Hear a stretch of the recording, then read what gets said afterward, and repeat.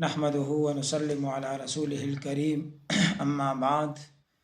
بسم اللہ الرحمن الرحیم۔ سیرت النبی صلی اللہ علیہ وسلم کا سبق نمبر 113 ہے۔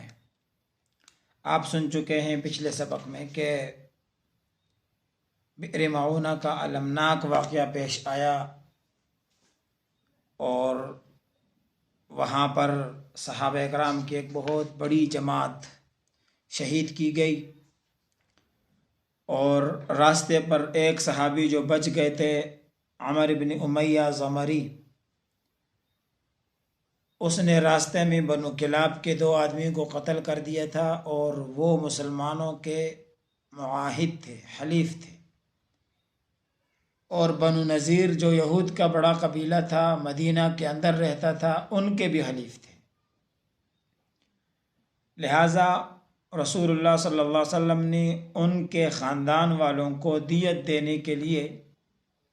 غلطی سے قتل ہو گیا تھا،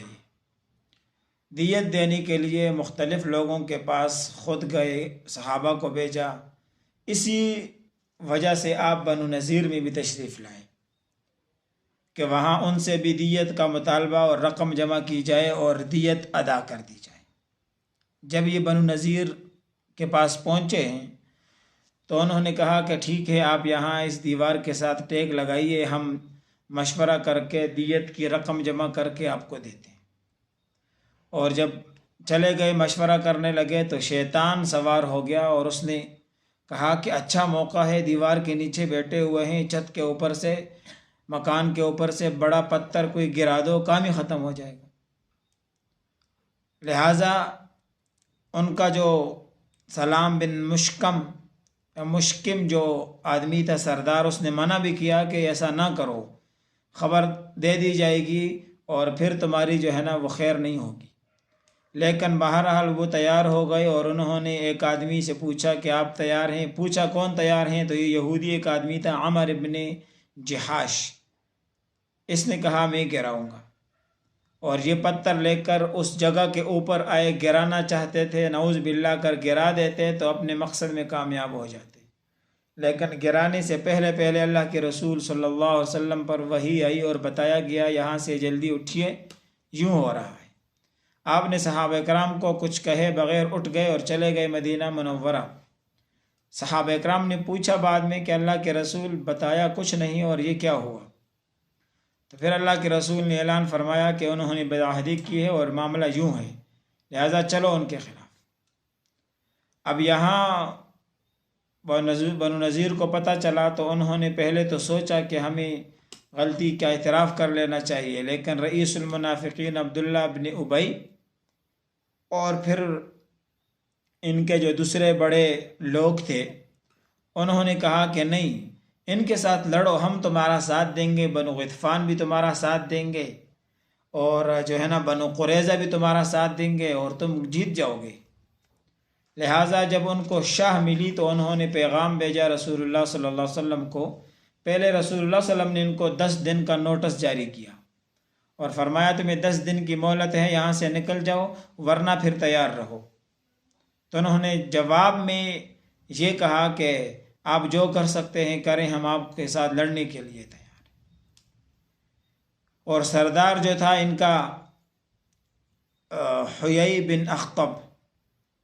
اس کو یقین تھا کہ جو منافقین کے سردار عبداللہ بن ابی نے کہا ہے یہ پورا کرے گا وعدہ،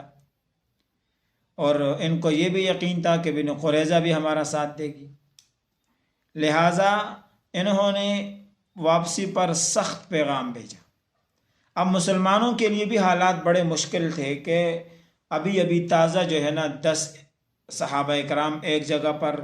اور پھر 70 سے تقریباً جو ہے نا کچھ ایک کم 70 صحابہ کرام دوسری جگہ پر شہید ہوئے، اور ابھی احد میں بھی حالات ایسے تھے کہ پریشان کن حالات تھے، اور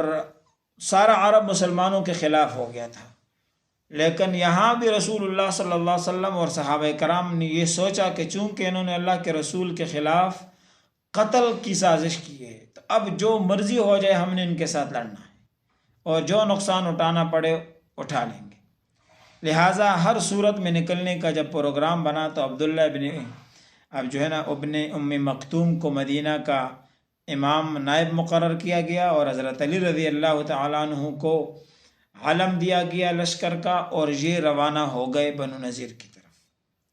جب انہوں نے دیکھا لشکر آ رہا ہے تو انہوں نے اپنے قلعوں کے اندر پناہ لے لی، اور دیواروں سے تیر اندازی اور دوسری جو ہے نا وہ پتھر وغیرہ مارنا شروع کر دیے، اور دیکھتے رہے کہ ہمارے ساتھ دینے والے بنو قریظہ اور یہ عبداللہ بن ابی اور بنو غطفان آئیں گے، لیکن کوئی ان کی مدد کو نہیں آیا۔ اس لیے اللہ رب العزت نے جو ہے نا وہ پھر قرآن کریم میں ان کے اس عمل کا جو ہے نا وہ ذکر کیا، کمثل الشیطان اذ قال للانسان اکفر فلما کفر قال انی بریء منک انی اخاف اللہ رب العالمین، کہ پہلے تو یہ کہتے تھے ہم تمہارے ساتھ ہیں، لیکن جب یہ ان کے اوپر آ پڑتی ہے تو پھر کہتے ہیں کہ ہم تو بری ہیں اس سے، ہم تو ڈرتے ہیں رب العالمین سے، تو وہ تو بھاگ گئے۔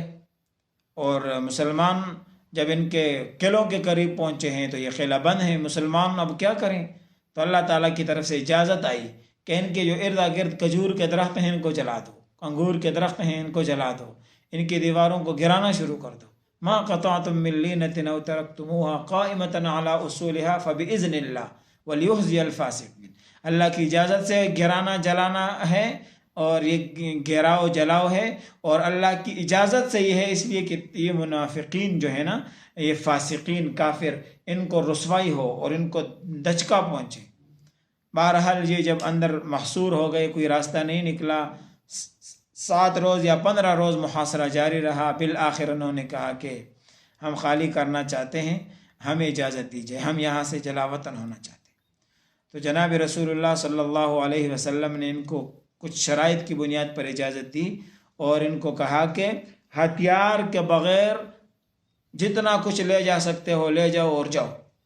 تو ہتھیار تو ان کو منع کر دیے گئے، تو انہوں نے پھر دروازوں کے کواڑ کرنا شروع کیے، چوکٹیں نکالی، دروازے نکالے، شاہ تیر نکالنا شروع کیے، اور جو کچھ ان کے ہاتھوں سے آ رہا تھا اپنے مکانات کو خود ویران کر دیا، اور جو ہے نا وہ اپنے سواریوں پر لادتے رہے اور روانہ ہو گئے، اور اس طرح انہوں نے کوئی 600 اونٹوں پر سامان روانہ کر دیا۔ اور حیی بن اخطب اور سلام بن ابی الحقیق یہ خیبر کا رخ کر دیا، اور کچھ جو ہے نا زرعات کی طرف چلے گئے، اور کچھ کہاں اور کچھ شام کی طرف روانہ ہو گئے۔ صرف 2 آدمی ہی، یامین بن عمر اور ابو سعید بن وہب رضی اللہ عنہما، یہ 2 مسلمان ہو گئے، باقی نہیں ہوئے۔ رسول اللہ صلی اللہ علیہ وسلم کو ہتھیار، زمین، گھر اور باغات قبضے میں آ گئے۔ 50 زریں تھی، 50 خود اور 340 تلواریں تھیں، اور یہ کہ اس کو کہتے ہیں مال فی، بغیر جنگ کے جو مال آ جائے، جس پر گھوڑے نہیں دوڑائے گئے، تلواریں نہیں چلی، جنگ نہیں ہوئی، اس کو مال فی کہتے ہیں۔ تو مال فی میں خمس نہیں ہوتا، وہ اللہ کے رسول کا اختیار ہوتا ہے، وہ جہاں مرضی خرچ کر لے، اپنے لیے صفی بنا لے، خالص کر دے، اجازت ہے۔ اس لیے آپ نے زمین کا ایک ٹکڑا اپنے ازواج مطہرات کے لیے خاص کیا، اور باقی سارا مال آپ نے جو ہے نا وہ جہاد کے لیے تقسیم کیا، سوائے 2 صحابہ، ایک کا نام سہل بن حنیف ہے اور دوسرے کا نام ابو دجانہ ہے۔ یہ 2 انتہائی فقیر صحابہ تھے، تو ان کو کچھ حصہ دیا، اور باقی وہ مال فی تھا، جہاد میں تقسیم ہوا، اس کو مال خمس نہیں نکالا گیا غنیمت کی طرح۔ اور یہ جو واقعہ پیش آیا اس وقت 4 ہجری اگست کا مہینہ تھا، 625 عیسوی تھی،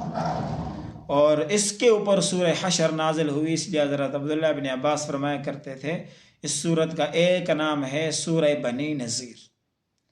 اور پھر جناب رسول اللہ صلی اللہ علیہ وسلم حمد و ثنا کرتے ہوئے مدینہ کی طرف واپس پلٹے، اور یوں خیبر کی جو ہے یہ جو بنو نذیر کی باغات اور کھجوریں ہیں اور زمینیں ہیں، یہ بھی مسلمانوں کے ہاتھ آ گئے۔ تو پھر اللہ تعالیٰ ایسے نصرت کرتے ہیں، اپنے ہاتھوں سے تعمیر کیے، اپنے ہاتھوں سے ویران کر کے مسلمانوں کے حوالے کیے اور نکل گئے۔ عہد شکنی بدعہدی کا یہی انجام ہے کہ ان کا انجام رسوائی ہے۔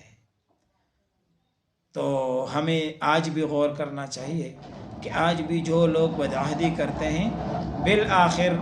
اس بدشکنی اور بدعہدی کے بدلے میں رسوائی ان کا مقدر ہے۔ اور پھر کیا ہوا آگے، پھر غزوہ نجد پیش آیا، اس کا تذکرہ آئندہ کے سبق میں ہوگا۔ وآخر دعوانا ان الحمد للہ رب العالمین۔